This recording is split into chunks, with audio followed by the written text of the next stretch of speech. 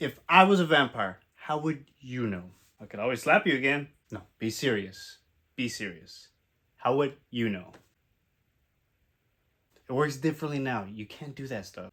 How about this? Yeah, that's not gonna work. And where the hell did you get that from?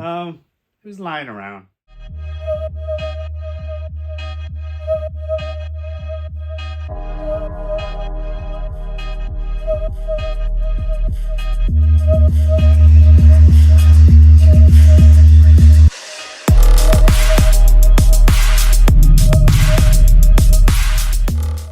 What up, y'all? This is the perfect timing. This omnibus is coming out, and I had to talk about it. I think this is my first omnibus I ever bought. Let's go ahead and get to it. This is American Vampire written by Scott Synder and Stephen King on the backup issues, and art by Raphael Albuquerque, and art by Sean Murphy. Yes, I said that right. Sean Murphy was here before he became who he was. So if you're one of those vampire people or you were a fan and it's oversaturated now, or you don't care anymore, or you're just bored with the idea, this is a refreshing take on the vampire mythos. There is the original vampires, but the American vampires is completely different. Each region actually is different from each individual species of vampire. And in this one, the American vampires per se, their claws get really long. They can stay out in the sunlight and it doesn't affect them, but they get weak during full moons. The old ones, they still operate the same way. They can't stay out in the sun, but anyways, each story arc actually begins in different time settings. Its first arc is in the 1920s, and then it jumps decades, 1930s, 40s. The Skinner Sweet one is actually in the 1880s. And Skinner Sweet is the original American vampire. So the original vampires, the Valerian ones, those we all know, they bit him and they got rid of him. They thought they were done with him. But Skinner Sweet, just like this story overall, he's not really the villain. He is like an agent of chaos. He's conniving, he's ruthless, he just likes to mess up things. And his origin is actually written by Stephen King. Stephen King actually, for his first time, he did pretty good. It wasn't as strong as Scott Synder. And speaking of Scott Synder, let me tell y'all something right now. He did better in American Vampire than he did in New 52 Batman. Why? I don't know. Maybe because at DC headquarters, or Batman headquarters at this point, they had too much oversight. He had to be constrained. And in this one, he actually, if you saw my Batman one, couldn't really land the endings. This one he did. This is actually one continuous story. There is a lot in here.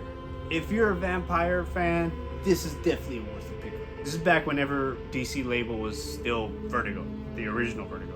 This follows Pearl Jones mainly, the one who was bitten originally by Skinner Sweet. It follows her story mainly. Oh man, dude, with the artwork, story. It's a personal and adult story. The themes with immortality and how bittersweet it is for her to have a lover. And especially when it gets to the World War II arc. Yeah, I said that. World War II arc is probably the best arc. That's probably the best part of this series, or this book.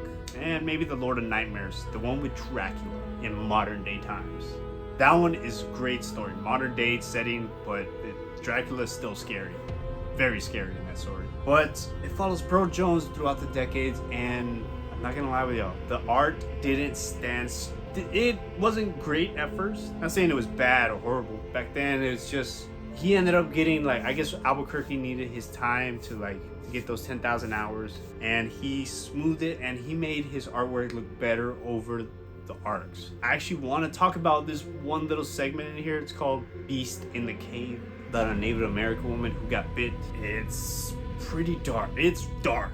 A lot of these stories are really dark. I'm not gonna lie with y'all, but they're so good. And the Native American woman, I wish I could make a TikTok or a reel or a short about it, but it's too adult rated that I can't put it on anything. I can't even show it here on YouTube.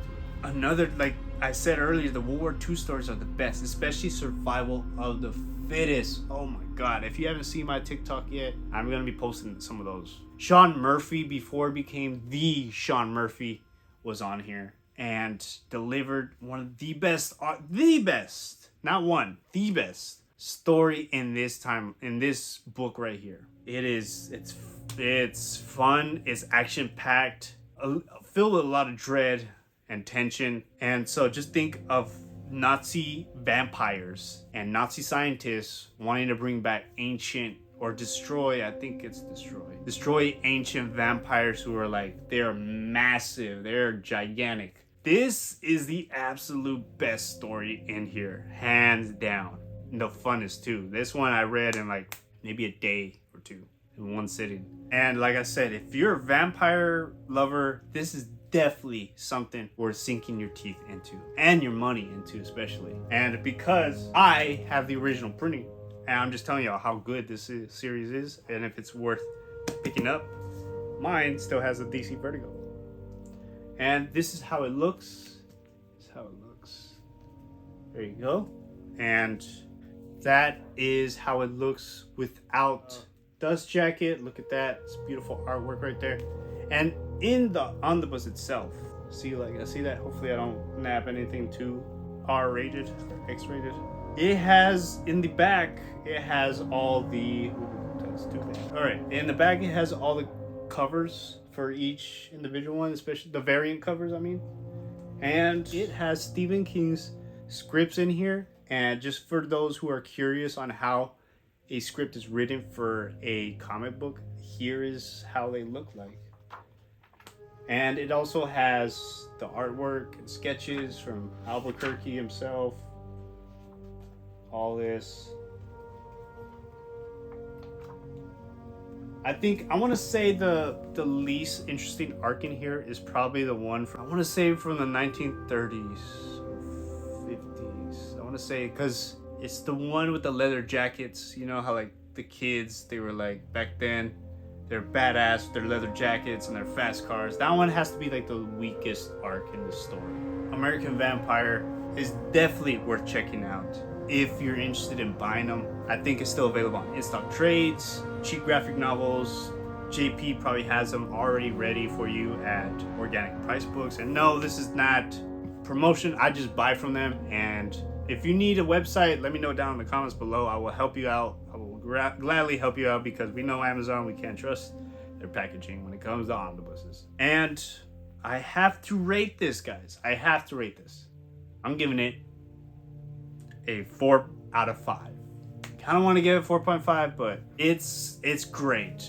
Don't get me wrong. I think the 5s are going to be for like the classic stuff. But overall, I definitely think it's worth checking out, especially if you're a vampire lover, or if you're tired of the vampire thing, or if this interests you. And go ahead and drop a subscribe for me, guys. I really would appreciate it if you haven't already. I'll be doing what I have upcoming these next few days. I will have the Hellraiser on Hulu. I'm going to be doing a review for that. Let me know what y'all thought. Is there anything I missed? Let me know down in the comments below. And before I leave, guys, much love for every one of you who watches. I hope y'all had fun with this as much as I had fun talking about it. Deuces, y'all. Y'all have a good one. I'm outie.